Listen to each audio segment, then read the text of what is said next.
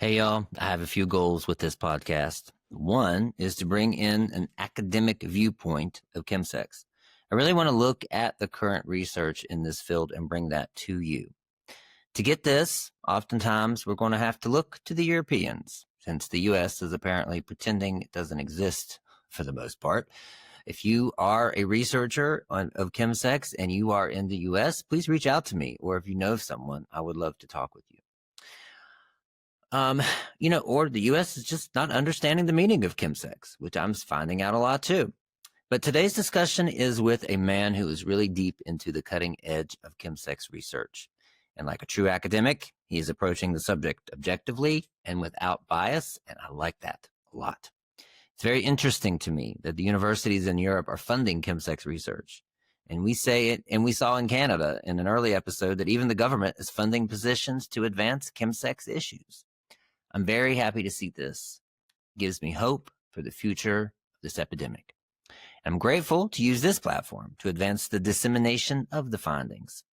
Maurice is looking at the subculture of chemsex, which is a topic that we could most likely spend many more episodes on because the culture is one that only those of us who have experience can attest to.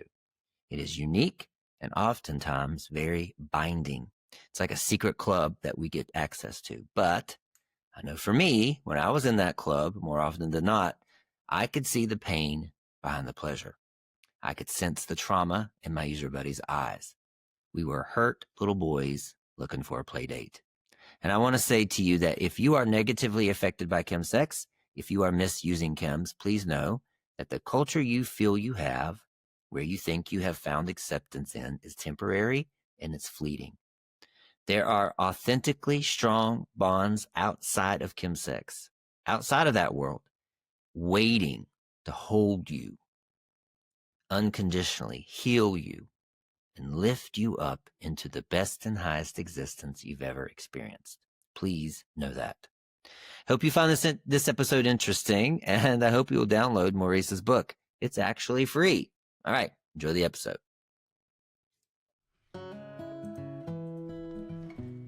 The Aftermath podcast is an outreach tool to help men who have sex with men break free from the addictive patterns associated with chemsex, otherwise known as crystal meth or TINA. I'm your host, Dr. Dallas Bragg, a former crystal meth user, now recovery coach. Here you will find a repository of tools and resources intended to eradicate the epidemic that is plaguing our MSM population. Please note that the views expressed on this podcast are not to be taken as medical advice. Also, we will be talking about drugs and sex, so if you feel triggered to use, stop listening and contact your local emergency system and or your support network. Let's go. All right, welcome back to the Aftermath podcast. I'm your host, Dr. Dallas Bragg, and I am so grateful that you're here.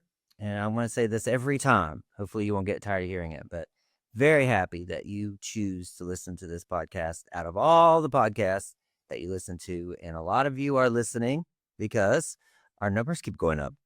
Very happy to report. Last month, July of 2025, was our biggest month. We had the most listeners. We went over 3,000. So we had 3,000 downloads. Comparatively, if you're comparing me to Joe Rogan, then that's nothing. Probably 1 second for him. But comparatively speaking, it's actually not too bad for a podcast that has such a niched down topic. And most podcasts don't last more than 10 episodes. So, but we are chugging along. We are in season 2. So thank you for your support. I mentioned this before, and I'll mention it again. There are men in all corners of this globe who use this podcast as their resource because at where they are, they're not allowed to be gay. They're not, especially not allowed to come out as a drug user. They're in the double closet, and a lot of them also have HIV. So their lives are at danger every day. And so the Instagram feed, the podcast, sometimes it's their only lifeline. So it's very important that we continue this podcast. It's very important that we continue this discussion everywhere. And so your support means everything to me. And I appreciate the currency of algorithm boosts. So download the podcast, like the podcast, share the podcast, go to YouTube and look at the podcast. Just anything you can do along those lines is perfect. We're not here to make a bunch of money, and I don't make money here. But if you want to send money, you go ahead. I'm happy to do that.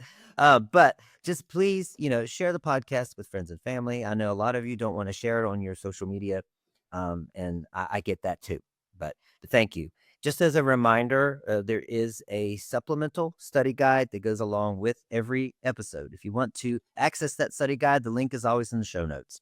If you want to get that study guide to your inbox, just go to www.drdallasbragg.com, subscribe to my blog, and you'll get it to your inbox, along with another free newsletter that comes out on Mondays. Both of these are tools. They're not just, here's information. It's a ways to apply the information. It's journal prompts, reflective personal questions. There's action items in there. This is something, it's a free tool that you can use just to keep your recovery fresh and take a deep dive into the subject. So today you want to take a deep dive, and we're going to take as probably deep dive as we can. I want to keep it very 101 today, because I have somebody who goes real deep, very intellectual man. Intellectual. Okay. Yeah, very, very, very, very intellectual man. Sometimes I'm like, I'm a doctor. I have a doctorate, but I don't have that kind of doctorate to do the kind of research you're doing. Get me to one on the deep start. That was one. Yeah. But there's a what is it called? The thing that we met through. It's what I'm losing my Chemsex, train of sort thought. of European forum. Was it? Forum. Yeah, it's an online. Yeah, it's an online chemsex forum. And so there's it's a good way to meet other people in the field. It's a good way to keep in tune with recent research. And so I noticed that Maurice here, my guest today, I'll let him talk. Maurice wrote a book called The Moral Lessons of Chemsex, A Critical Approach. There, if you're watching, he's holding it up right now. Maurice, thank you. Welcome to the after. Oh wow, very. I love that. He's displaying it. Bruce's Price is Right for anyone who's a British listener. Yeah, Price is Right. Paris. Yeah. Anyway. I love it. Love it. Well, Maurice, you want to tell us about yourself? Yeah, so I am a academic at the University of Manchester in the UK. I have been doing this job now for about, 13 years, 14 years. And my sort of earlier background, my career started off in nursing, and I am kind of in a school of nursing in the university. And a lot of my early clinical work was actually kind of in palliative care. So dealing with quite complex emotional situations, but where in-depth communication skills really mattered. And I did that job for 3 years after doing nurse training, and then I worked in a hospice for 3 years. And then an opportunity to do a PhD came up, and my PhD was all about kind of the ethics of relationships in palliative care. And then after that, I sort of, to some extent, I had two absolutely wonderful supervisors. But I then decided sort of to run away to the surface and completely switch topics. But a lot of the theoretical stuff that I drew on with regards to kind of ethics and relationships and the kind of interpersonal aspects of ethics, and kind of producing possibilities for lives, which was reflected in my PhD, and that kind of comes into this book. And then sort of in between, I also did quite a lot of training and a master's degree in gender, sexuality and culture. So that's sort of my academic background. Now, most of my research, I kind of describe myself as researching gay male sexual health cultures. And so I've done some stuff around chemsex, some stuff around MPOTS, hopefully doing some more research around chemsex in the relative near future and around kind of embodiment and recovery from addiction. I listened to your episode. I've heard your QML friend, I can't remember her name, but hoping to do more work on some of those aspects. And also kind of just looking at how we center pleasure and the ability to have pleasure either without drugs or certainly to use drugs in a way that is pleasurable rather than is kind of dulling some pain. And it's not always completely binary, there can be gradations in that, but I think that's what fascinates me. And overall, the book itself was really meant to be, as I say, meant to be a deep dive into chemsex culture. So I interviewed 20 guys for 2.5 years, repeatedly.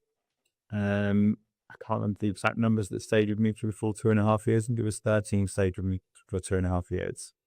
And did 3 or 4 interviews each, and 2 or 3 people did a couple of interviews, and then the remainder did just one. But then also I look at a lot of the culture of chemsex, and that's over things to do with novels, films, poetry. Perhaps it wasn't much poetry in the picture then, but the project itself looked at kind of all those kind of cultural representations from across when they actually really started first appearing. The first one being, I think, 1966 is the earliest I ever found. So that's the kind of length and depth of it. Wow. That's a lot. I think it's fascinating to talk about chemsex culture because this is another nuance, I believe, that sets the chemsex world apart from other addictions. Right. And again, you correct.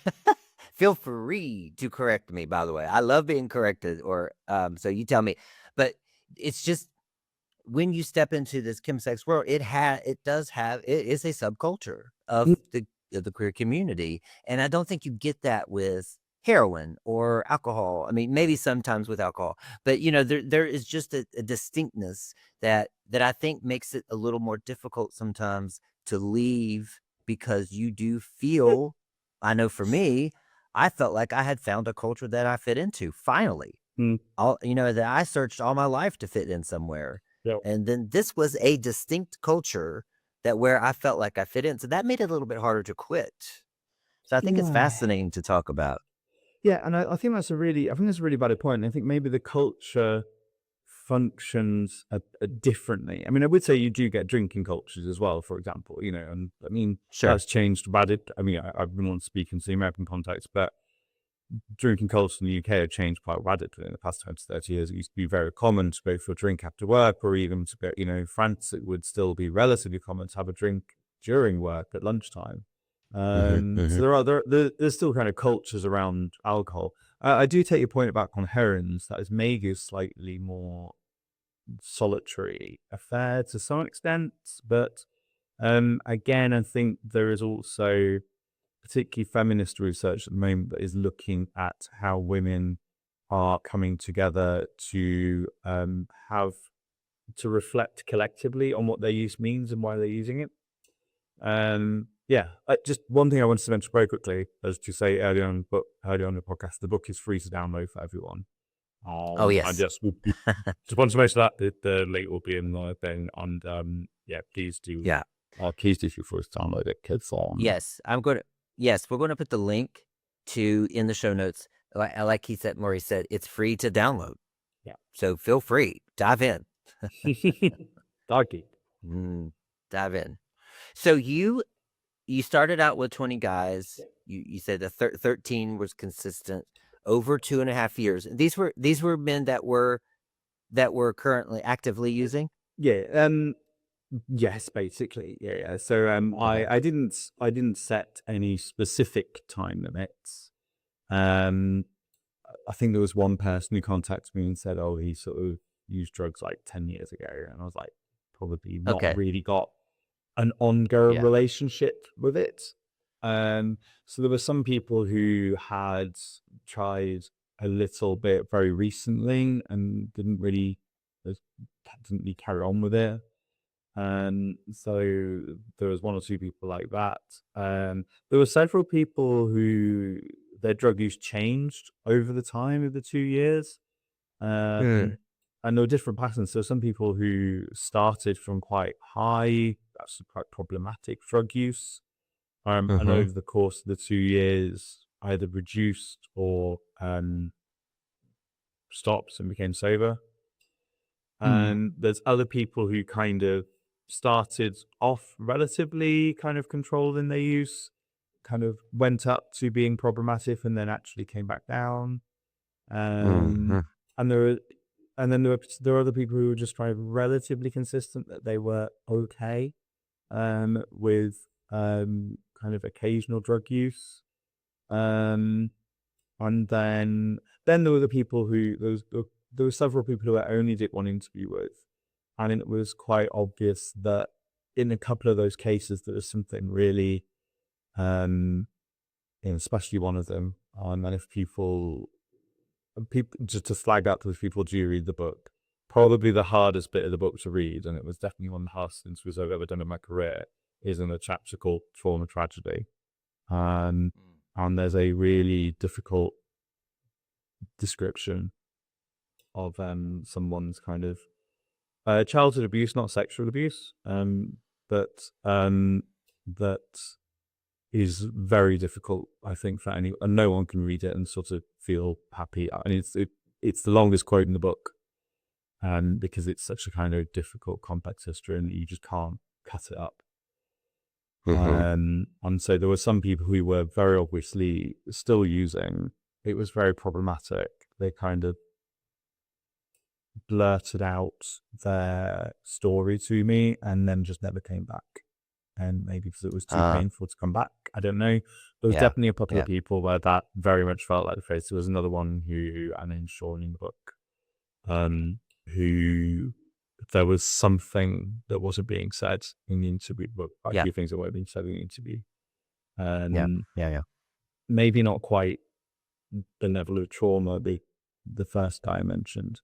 And there was also that sort of slight undercurrent sometimes with some of the participants.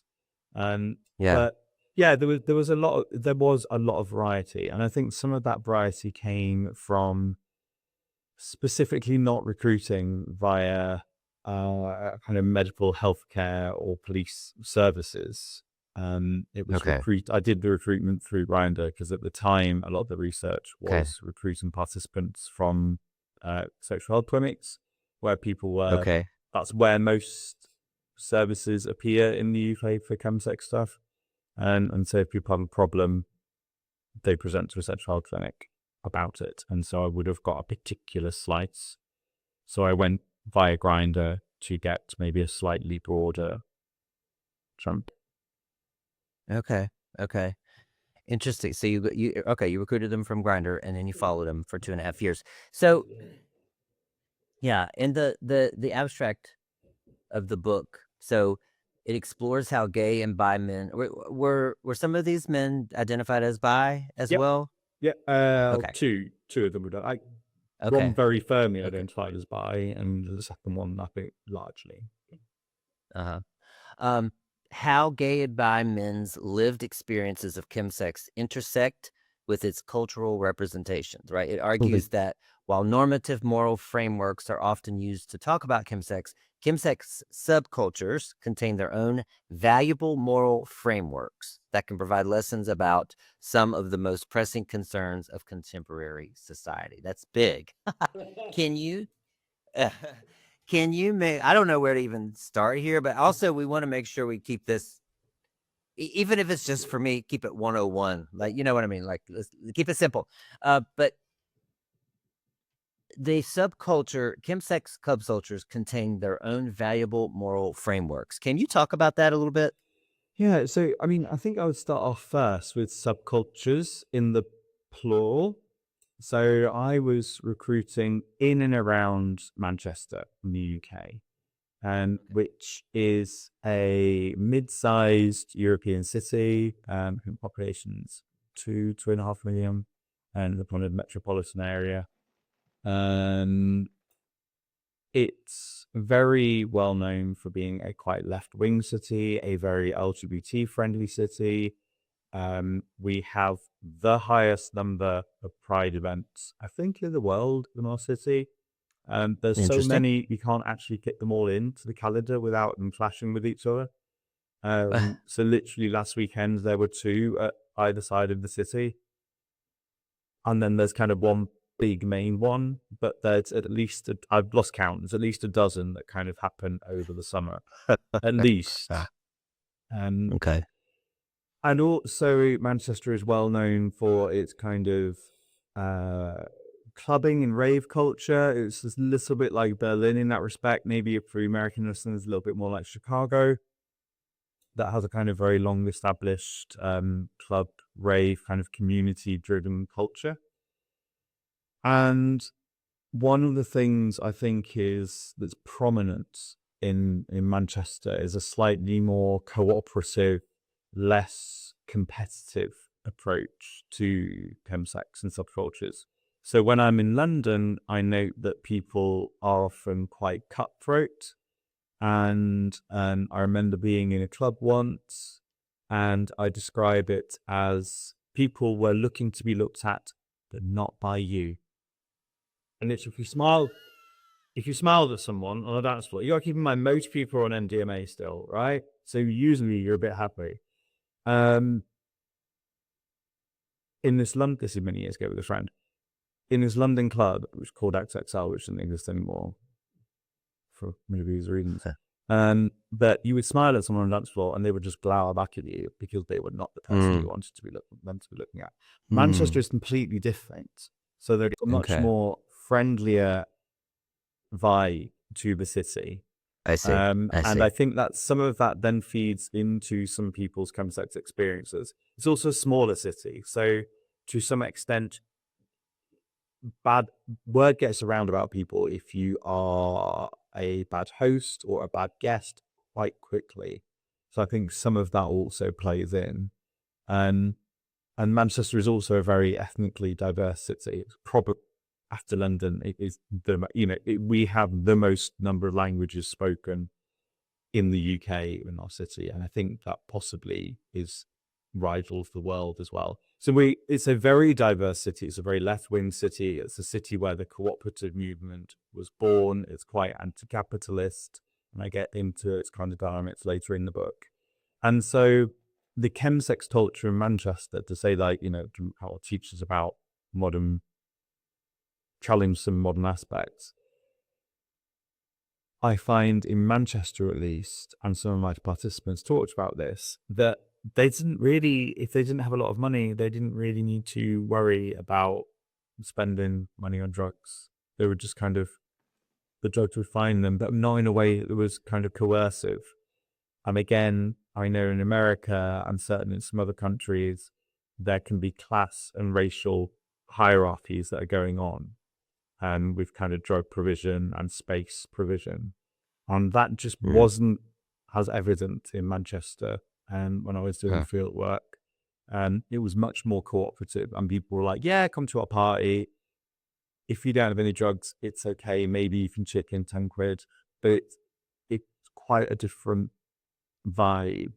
And there's maybe a less competitive nature to how desire operates, if that makes sense. Mm-hmm.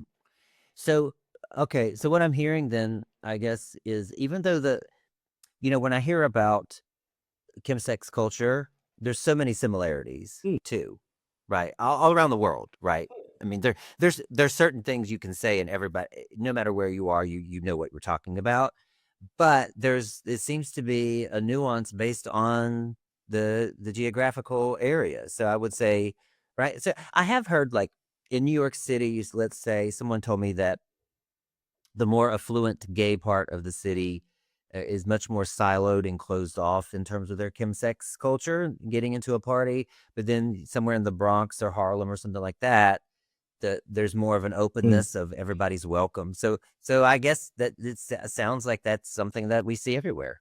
Yeah. I mean, and I think what I would also say is, I mean, there might be some Manchester listeners, and they might go, "Oh, hang on a minute. What about this area here, where there's Right. been rapid gentrification?" Well, I would say, well, that wasn't so much an issue when I was doing the interview 6-7 years ago. When I started off, I think maybe some of the distinctions I'm making are breaking down a little bit. And certainly post-COVID, there was a huge move of particularly people from London to Manchester. And that has pushed up property prices, pushed up rent prices. And then the people who have more capital have more power. And if you rewind pre-COVID, there wasn't the same gap in wealth in Manchester, I don't think. So yeah, I see that changing. You literally sort of walk around the city, you can see that changing. With very exclusive high-rise buildings going up that are very obviously designed, both the area and the buildings, for a very specific class of people. And I think that's going to be a problem in Manchester overall. Just related to chemsex stuff. I think it might start filtering into the chemsex culture. If the social gap carries on widening, and it certainly has widened in the past few years. I don't want to deny that. Okay, so Manchester has its own little subculture, but what are we talking about in terms of valuable moral frameworks that exist in these subcultures, these chemsex subcultures? Yeah, so some of the things I talk about in the book are about how bodies relate to each other, and maybe in a way that isn't entirely reliant on having to constantly talk and put it into language.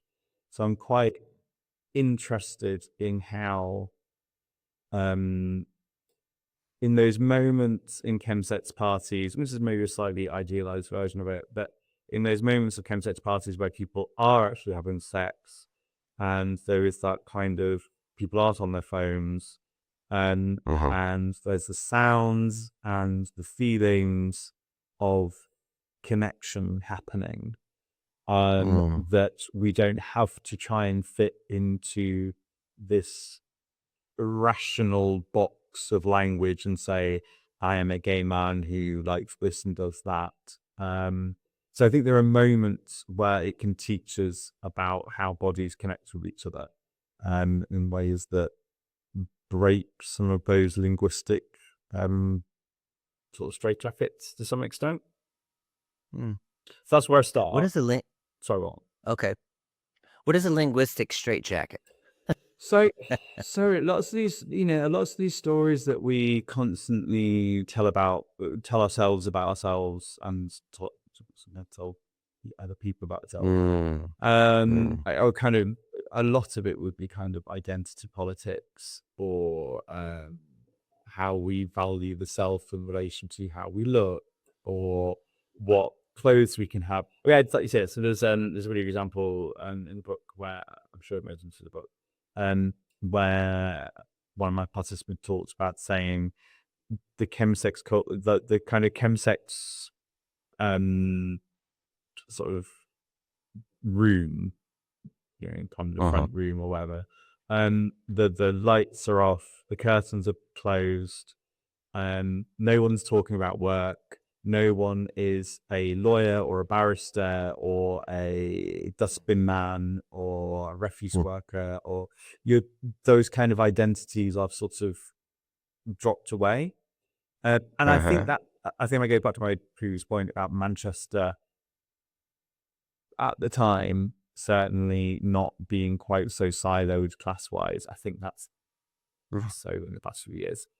But I think there's important ways of thinking about how connection occurs across those identities, social boundaries and straitjackets, that very often we only mix in circles where we are comfortable about who we are as a status.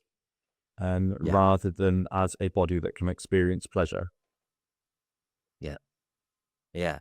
Yeah. I mean, chemsex removes the barriers that we face in regular society in terms of how I look and how much money I make, and it gives you, it levels the playing field, I guess you could say. I think it can do. I mean, Yeah. I think there are, you can look through the news and you can find some egregious examples of particularly white men abusing black men Sure. in America. And so I think it Yes. can do.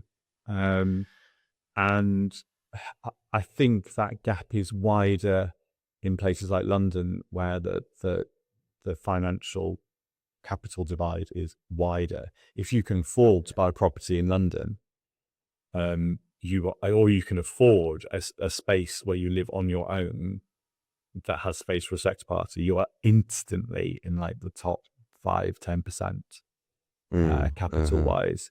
That is much less the case in Manchester. Although I will keep on repeating, effort may change them. Right. It could be changing.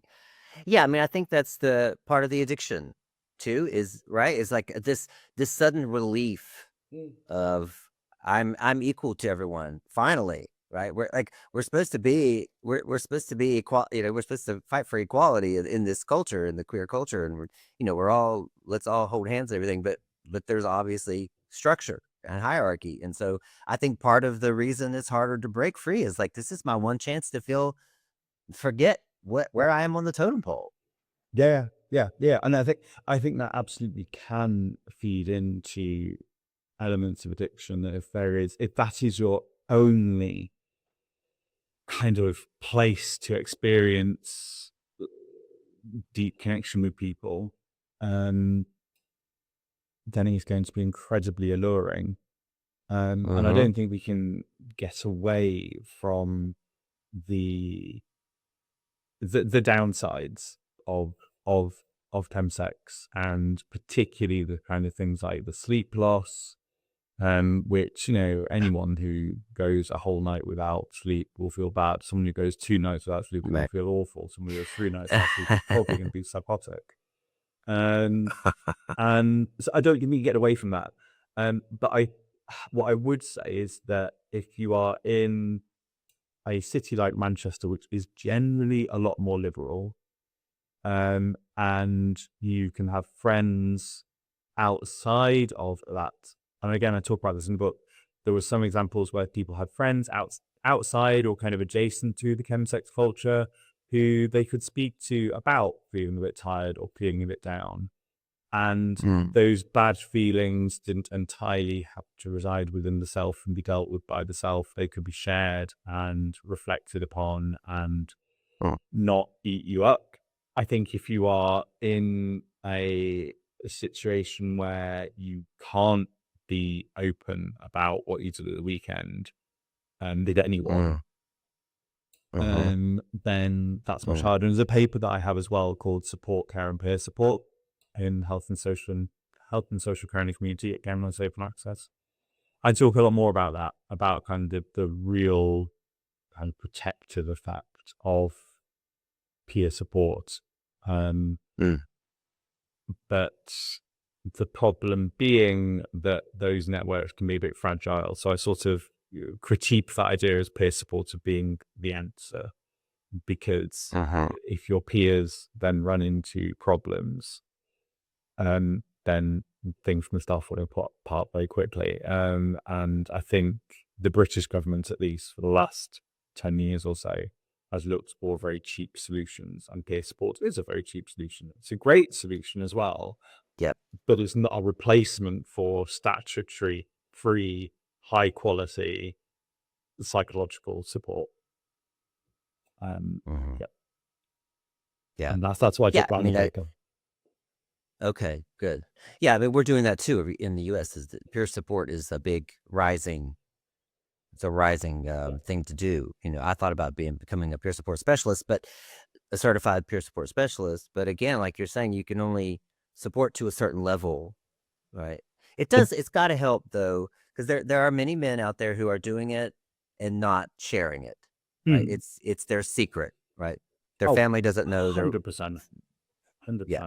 Yeah. I mean, some of the And people in my book, yeah. I was the only person they spoke to in depth about it, like Ah, regularly. yeah. And so for some people, that served as a really valuable process. Some people did have that other social network, but some people, I was that person who they could actually talk to about it. And for some of them, that meant they did change the behavior. And I was absolutely not applying any kind of, Mm.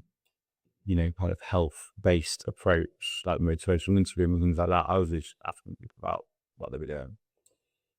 But even then, that just giving people that space to talk, and some people found really valuable. Obviously, some people didn't, or not Interesting. valuable enough to think about the best interview. Yeah, Well, but I mean, I think in a couple of those cases, there was some really deep, yeah, trauma, that yeah, was obviously just yeah, too hard to come back to, yeah, often time they yeah. weren't ready to. I'm sure. Yeah, I mean, for the listeners, you've heard this before, but it's worth saying again, is that getting it out into the light is so helpful. Even if it's a craving, something to have somebody to talk to be open about it. There's a lot of stigma in our community. There's a lot of stigma in the general society anyway. So I get that you're kind of scared to say anything, but even if you just have one friend or one family member, someone that you can talk to, that you can get it out, right? Or if you have no one else, shoot me a DM and tell me everything in there, right? I mean, a lot of people write me and they get finished writing and they're like, it's just felt so cathartic just to get this on out to somebody who understands where I've been too. I mean, that is the beauty of peer support, I would Oh, say. 100%, 100%.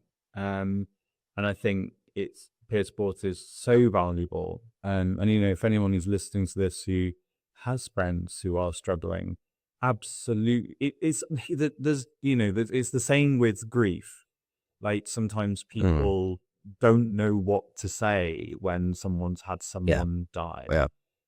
That's Hmm. fine. You can message someone and say, I don't know what to say, but I'll listen.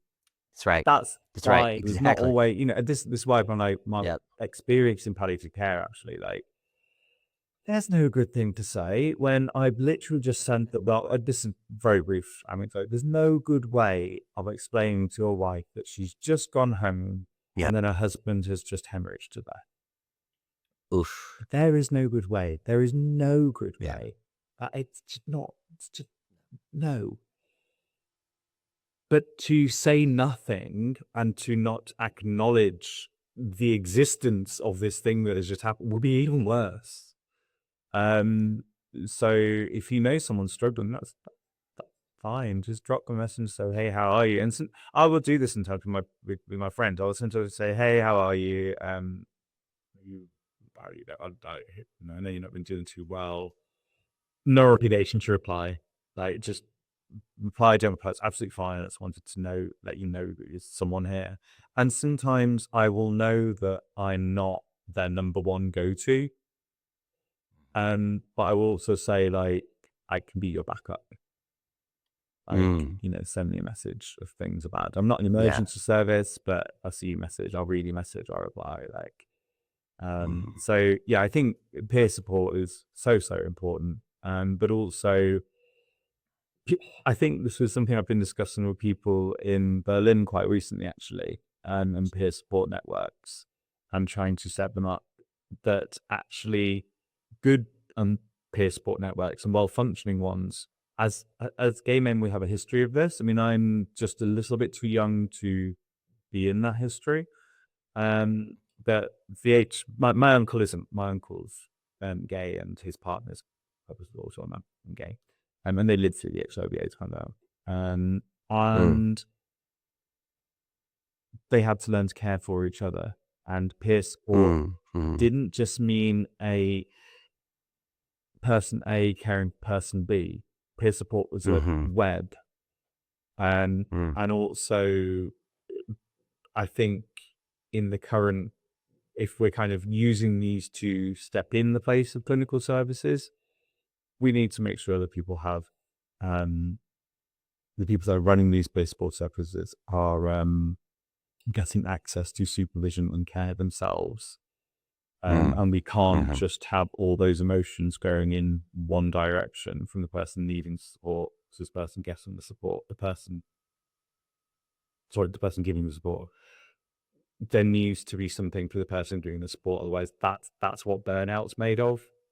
You can get away with it for a few weeks or a few months, but most people's chemsex doesn't start and finish in the space of weeks and months. Right. Exactly. So for me, that's, like I say, there's a lot of really interesting discussion about how to do peer support in sustainable ways in Berlin that I'm quite interested in. But again, that probably bears up the book. Yeah, we digress.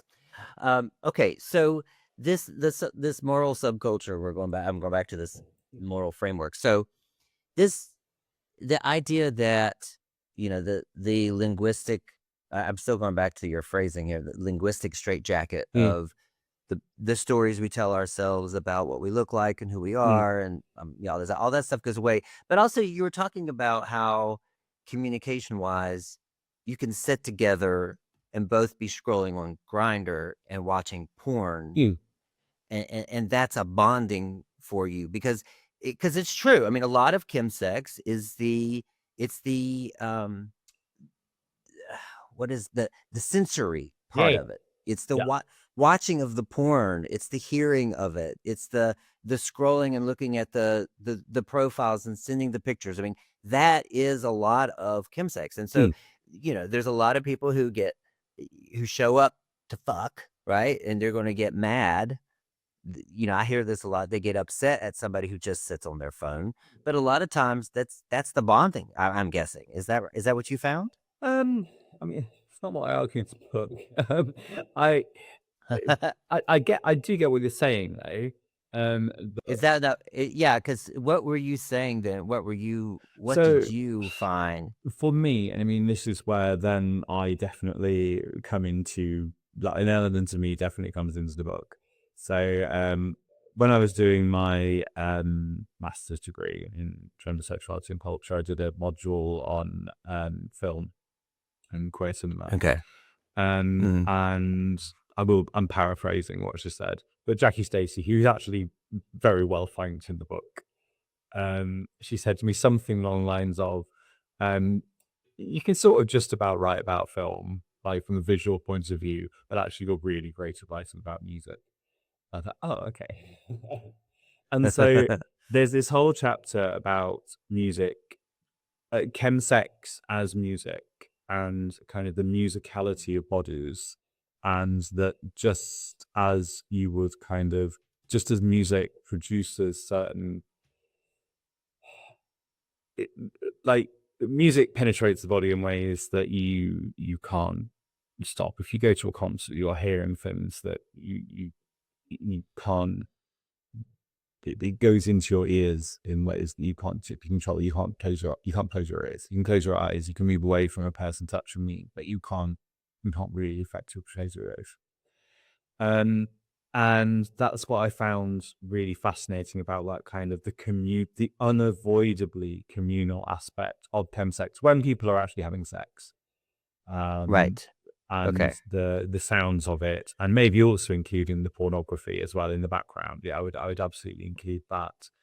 I think if everybody, and this is actually where I'd maybe start drawing a bit of a line, if everybody is just sat on their phone being this individual little desiring object, reaching out to other individual desiring objects on the other end of the phone, actually for me, that is not what I'm trying to get at with the moral lesson that chemsex might be able to teach us. What I'm trying to argue is that there are sometimes elements of how chemsex subcultures function that are much more communal and are quite good examples of communal practices. I see. So yeah, and I don't necessarily chapter 6. I don't talk about ads, but I do talk about there is an element of chemsex subcultures where it can sometimes be very much one individual competing with another, which is very much this kind of capitalist framework of competition and individuals in it for themselves. And that is totally there in chemsex subcultures. I personally find it to be there less than Manchester, more in places like London and Paris, and maybe less in Berlin, which again is about a kind of left-wing city. So I do think like the broader sociocultural, political ways that a city exists do sort of influence and shape then how people act in their sexual subcultures. Sure. Yeah. Interesting. Okay. So then what were your favorite findings then? I mean, I know there's a lot here, but what were some of the... definitely. I've been definitely citing my favorite one. No, I've been definitely citing my favorite one. So, let me just get the exact name right. And so my brain's just gone blank for a second. I've got to read all of them. My subtitle just always disappeared. Gothenburg, you're strong Gothenburg. Right, so my favorite bit of actually one of the loveliest relationships I developed through the own book. There is a film archivist called John Bartenberg in New York, and he knew Warren Sonbert, who was a young filmmaker in New York in the 1960s. I think he was 18 or 19 in 1966, just after university doing filmmaking.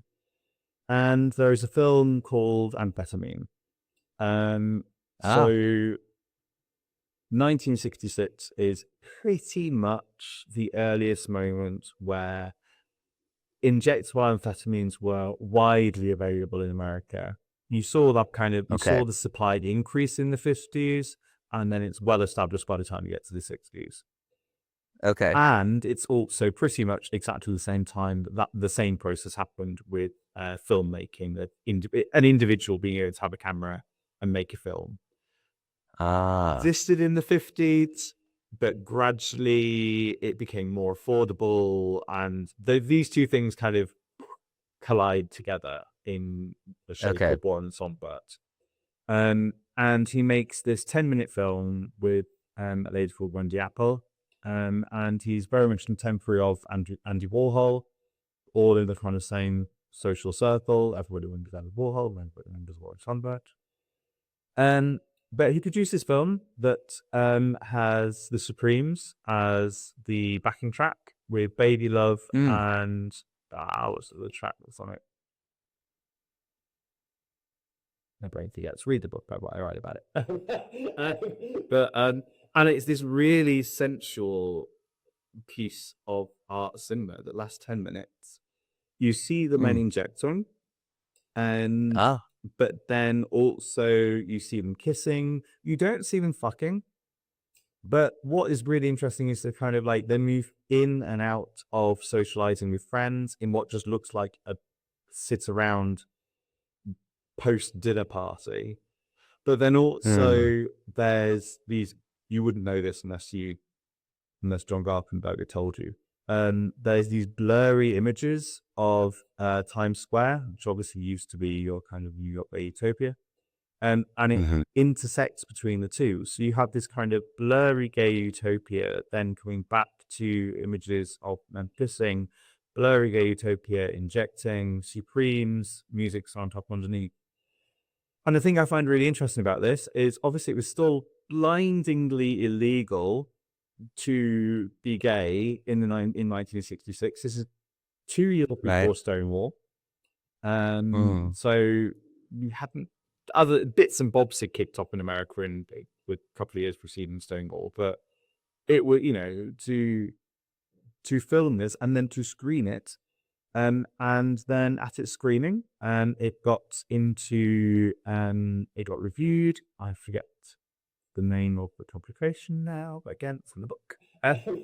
And it was called the guy, James, I forget his name, called it Beautiful and Pure. And I was like, Interesting. oh, exactly. How interesting. And I think, yes, very often we kind of have these discussions about chemsex being the biggest crisis since the HIV/AIDS pandemic. Yeah. And we bring a lot of the traumatic, tragic, stigmatizing metaphors. And I write about this in the book with Peter. Oh, names are falling out of my head. Peter Staley explicitly was a very active member of ACT UP New York. And then after you get combination therapy coming out in the late 90s, early 2000s, he then explicitly says he's going to use the same tactics, the same imagery of kind of shock tactics to get action for HIV/AIDS to shock people and stigmatize meth use. It's really clear. And one of my favorite academic authors, Dion Kagan, he writes a book called Positive Images, calls this the re-crisis. So I think there's some really interesting representations that exist pre-AIDS crisis. And I think we've done maybe sometimes a bad job culturally of saying, well, what were the care practices of HIV/AIDS? What did we learn about that? And how can we bring those into chemsex rather than these kind of fearful narratives? And a lot of HIV/AIDS stuff was also about sex positive things and not shaming. And we haven't necessarily always done a great job of bringing that into chemsex discussion. It's been quite medicalized. We've let a medical perspective take over that narrative. So I find the kind of pre and post age representations of chemsex very fascinating. The best one he writes on that, and I think that is my favorite bit of the book. Interesting. Love that. Yeah, you had fun doing this, huh? Oh, I do. I mean, that was yeah. and I mean, I have to absolutely say there's John Gartenberg was absolutely key in giving me access to film and giving me some really key information about it as well. And then also Michael Betteridge helped me with some of the musical analysis, and I'll speak Freya Jarman from the University of Birmingham. Like this is a book that was written by me but has a army of people behind it. But John Datspall was absolutely way up at the top. All people who are incredibly generous to me. What surprised you the most? Oh, you come out with good questions. What surprised me the most?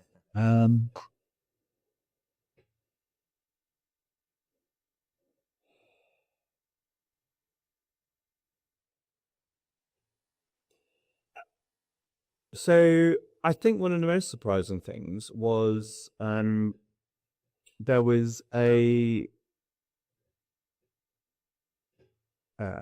display board in the main gay district of Manchester, Canal Street, and on that display board was a series of leaflets and things, and almost all of them were about how bad it was to be gay in some way, like abuse or trauma or addiction, or it's like that's not my experience of homosexuality. But it's not my experience of homosexuality. I mean, like, to give a very brief overview, I didn't have necessarily a really great early few years. I was in a bit of an evangelical church, and they were a bit of a punt to me, and left after I was 19, and needed to do some work on myself after that.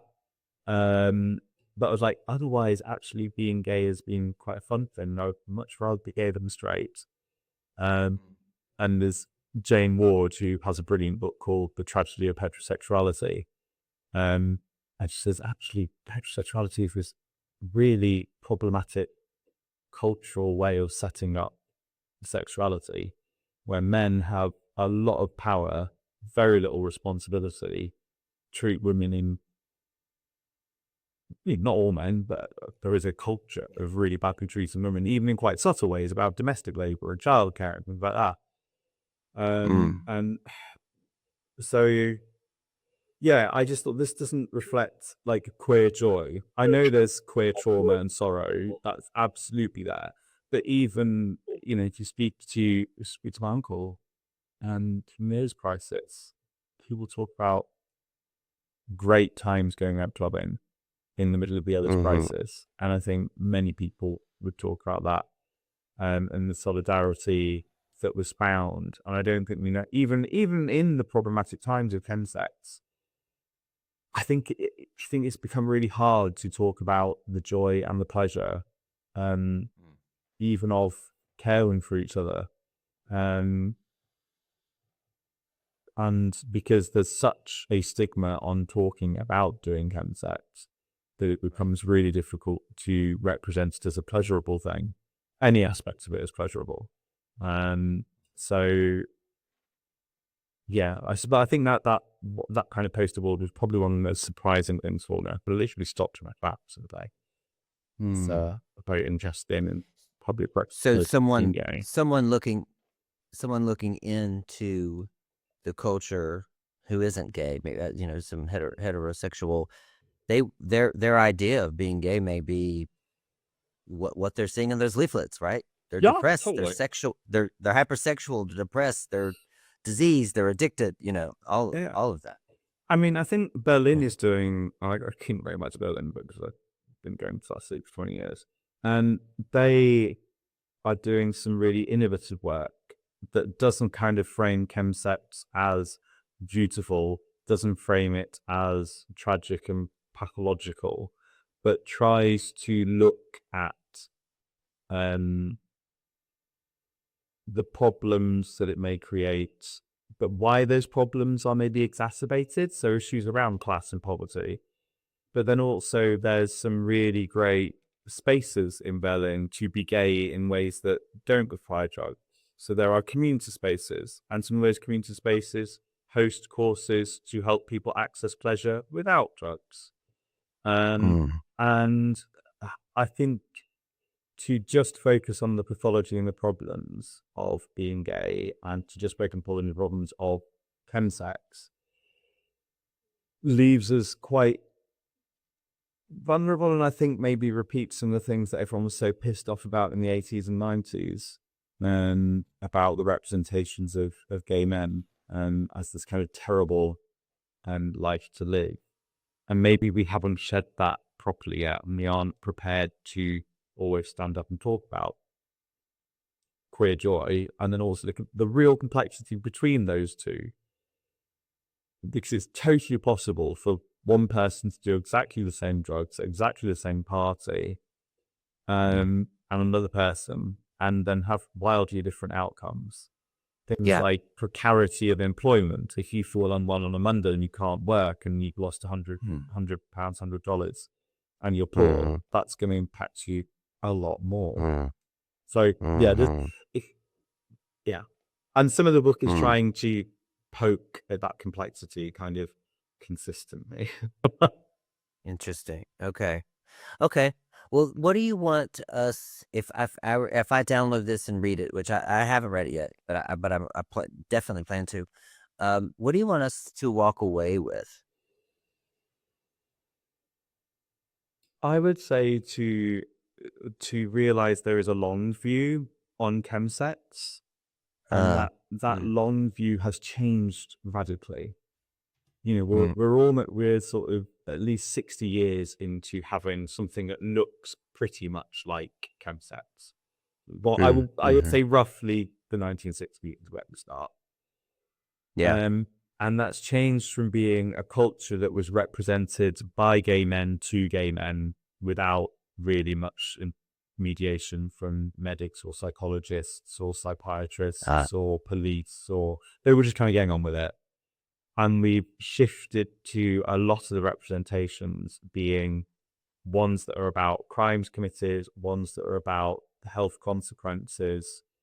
And I think I'm trying to say, yeah, those things are important to talk about. Patrick Strudwick, beautiful writer, amazing journalist, and writes in ways that I could only hope to ever write, and about a family's deep trauma of losing the son who died to chemsex. Has he written about the pleasures and the joys of that? No. Would he probably even find people who would be willing to go on record about that? But yeah, possibly not.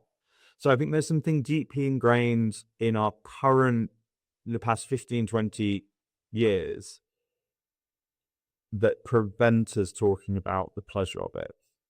And I completely realize that for some people that pleasure is not accessible or is very dangerous. And addiction is, let's not jump. I just maybe a personal experience that we could identify, but addiction is a very clear thing for some people, where a drug or a particular substance or particular behavior becomes a extremely destructive coping mechanism. Probably shouldn't even really be given the word coping mechanism in some cases.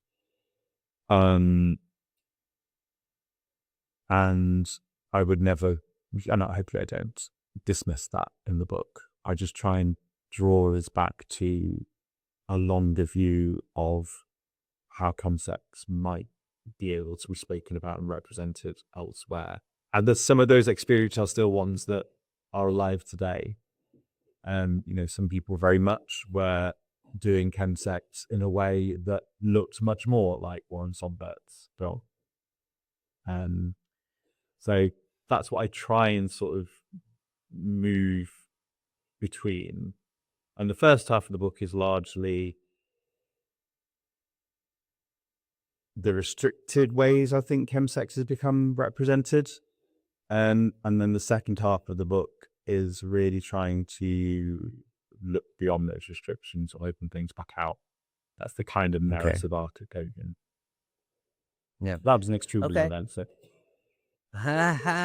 It is. Yeah. Yeah. So then what's next? If you want to take a long view, what do you foresee coming up next? So, my current project, and I am genuinely, please do contact me. My name is very easy to Google. Maurice Nagington, literally the only one. You Google Maurice Nagington, University of Manchester, you will find me. But my new project is about art and chemsex, basically. So I am wanting to understand why and how people are representing it now.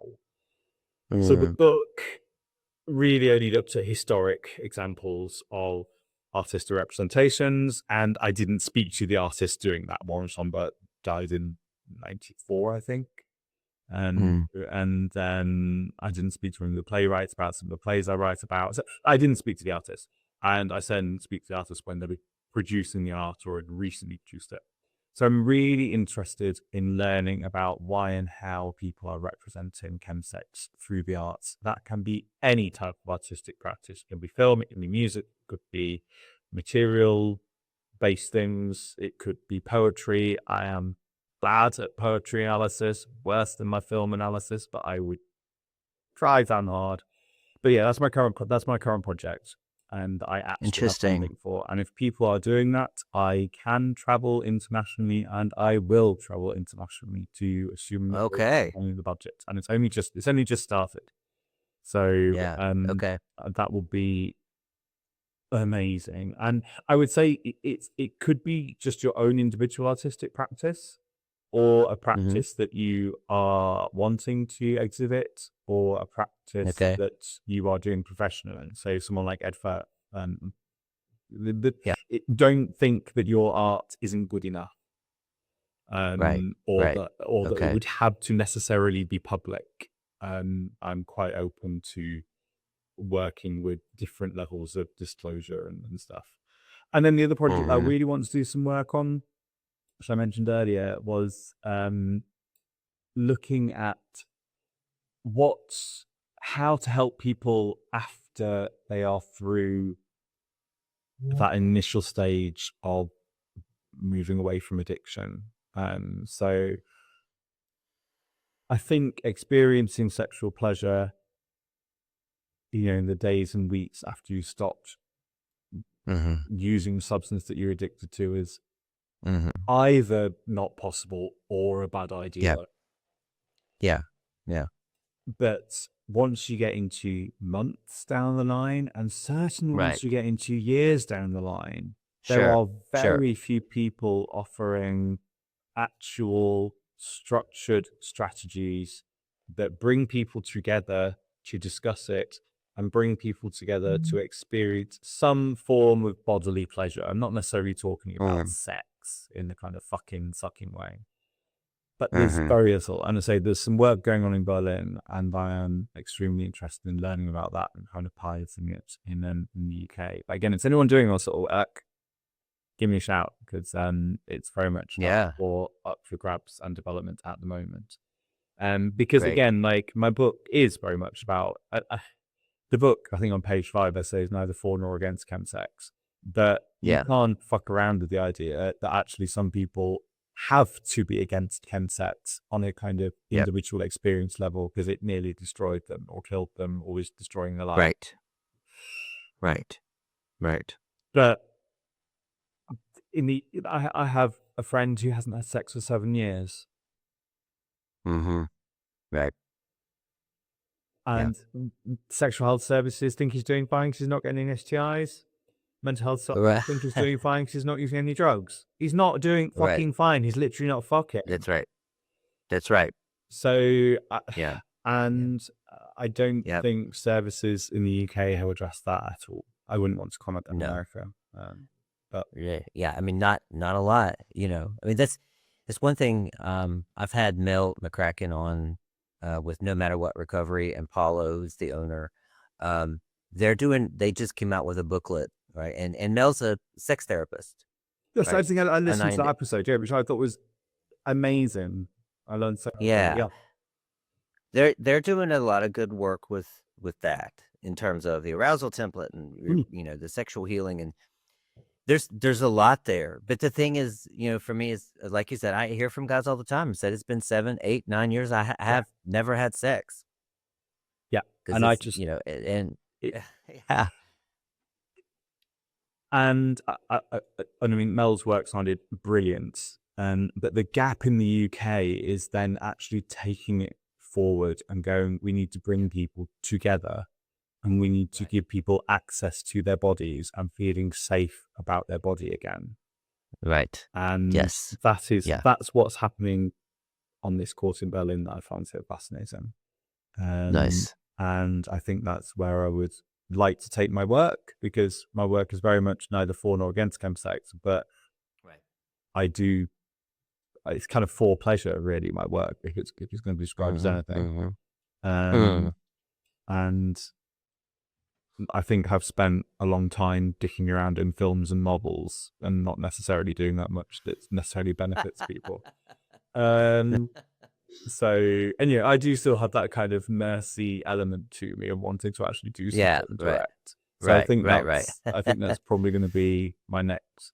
I literally am working on developing that project now, and you never know when people will and won't fund you, but it's definitely what you have to roll on again. Yeah, great. I love it. All right, Maurice, thank you for your work. Thank you for your research. Thank you for approaching it in such a not a for in just a neutral way too, because that's what I'm. This whole season has been about harm reduction. This whole season has been about learning about chemsex from all angles, right? And just and there's a such thing as chemsex use or chemsex misuse, right? And it's the misuse when it's negatively affecting your life. Those are the people that the podcast is helping, right? Yeah. Or if you're using chemsex and you think it may begin to negatively affect your life, how can I tell? How can I, see? So, but I want to make sure that everybody in the chemsex world is seen. So I think that you're your book complements that, and I appreciate, and your research does too, and I appreciate it very much. Yeah, I mean, I really appreciate the interview, and Mhm. hopefully the book the book's been written in a style that I hope is accessible for pretty much anyone who, if you've done any type of degree, you should find it pretty manageable with. Yeah, Any kind of good, college degree good. you'd be fine with. But did one slight exception, that is the final chapter. The final chapter is possibly more written for academics.